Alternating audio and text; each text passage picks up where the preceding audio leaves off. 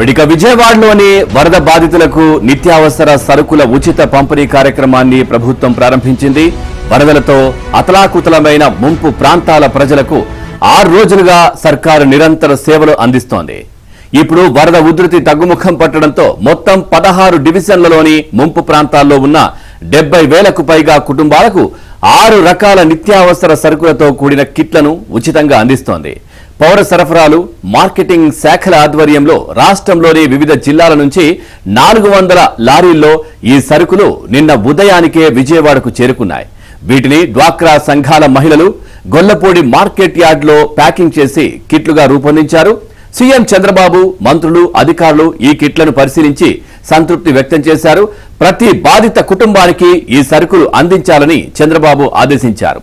దీంతో బాధితులకు చేరవేసేందుకు ఎన్టీఆర్, కృష్ణా జిల్లాలతో పాటు పొరుగున ఉన్న జిల్లాల నుంచి కూడా 1100 MGU వాహనాలను విజయవాడకు తరలించారు. లారీల్లో తీసుకువచ్చిన బియ్యం బస్తాలు, సరుకులతో కూడిన కిట్లను వీటిలో నింపారు. ఇక అనంతరం వాహనాలు వరద ముంపు ప్రాంతాలకు తరలి వెళ్లాయి.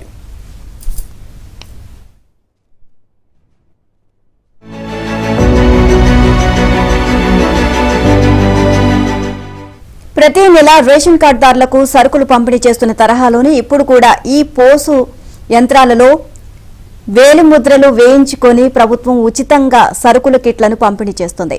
రేషన్ కార్డులు లేని బాధితులకు ఆధార్ కార్డులపై వీటిని అందజేస్తారు. ఇక రేషన్ కార్డులు, ఆధార్ కార్డులు కూడా లేకపోయినా బాధితుల వివరాలు నమోదు చేసుకుని అందజేయాలి అని ప్రభుత్వం ఆదేశించింది. ఇవాళ పండుగ అయినప్పటికీ సరుకుల పంపిణీ కొనసాగనుంది.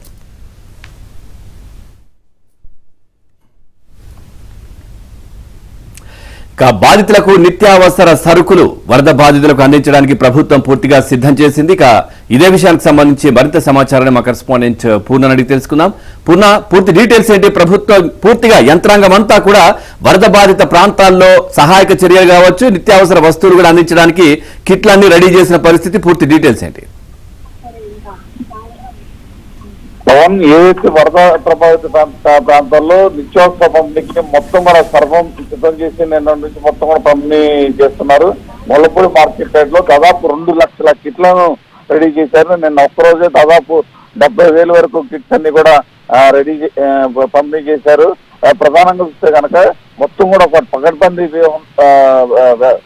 వ్యూహం ప్రకారం ఇవన్నీ కూడా పంచుతారు. ఎందుకంటే ప్రతి ఒక్కరికి అందే విధంగా, అంటే ఎవరికి అందకోకుండా ఉండకుండా వరద బాధితులు ఎవరైతే ఉన్నారో వాళ్ళందరికీ కూడా, ప్రతి ఒక్కరికి కూడా ఈ నిత్యావసర వస్తువులు అందే విధంగా మొత్తం కూడా ప్రణాళిక ప్రకారం మొత్తం కూడా పంచుతున్నారు. ఎందుకంటే కొంతమందికి ఒక్కోసారి కొంతమందికి రావట్లేదని చెప్పి ఆరోపణలు చేస్తున్న నేపథ్యంలో అటు పోలీస్ బందోబస్తు ప్లస్ అటు పౌర సంబంధాల శాఖ అధికారులు మొత్తం కూడా దగ్గరుండి మరి ఇంటింటికి వీటన్నింటిని కూడా పంపిణీ చేస్తున్న పరిస్థితి నెలకొంది. ఈ రోజు కూడా, అంటే వినాయక చవితి పండుగ ఉన్నప్పటికీ కూడా ఈ రోజు కూడా ఈ నిత్యావసర వస్తువుల పంపిణీ కార్యక్రమం యథావిధిగా కొనసాగిద్దని కూడా చెప్తున్నారు. ఎందుకంటే ఈ రోజు, రేపు మొత్తం కూడా ఈ 2 లక్షల కిట్లు ఒక 2-3 రోజుల్లో మొత్తం కూడా పంపిణీ చేయాలని నిర్ణయించుకున్నారు. అయితే వరద ప్రభావితం ఎక్కువ ఉన్న చోట అయితే ముందు పంపిణీ చేసి ఆ తర్వాత వరద తక్కువగా ఉన్న చోట్ల ఈ నిత్యావసర వస్తువులు పంపిణీ చేయాలని నిర్ణయించుకున్నారు. మొత్తం కూడా అటు ఎవరైతే వరద బాధితులు ఈ నిత్యావసర వస్తువులు అందుకున్నారో వాళ్ళు కూడా చాలా సంతృప్తి వ్యక్తపరుస్తున్నారు. ఎందుకంటే మాకు కొంచెం ఆదుకోవడానికి ఇప్పుడు ఈ బియ్యము, ఈ పప్పు, కందిపప్పు కానీ, పంచదార కావచ్చు, బంగాళాదుంపలు కావచ్చు, ఉల్లిగడ్డలు కావచ్చు, ఇవన్నీ కూడా కొంత వారికి ఇంట్లో, అంటే ఇంట్లో ఉండుకోవడానికి కానీ వాళ్ళ జీవనం గడపడానికి కానీ ఎంతగానో ఉపయోగపడుతాయని కూడా చెప్తున్నారు.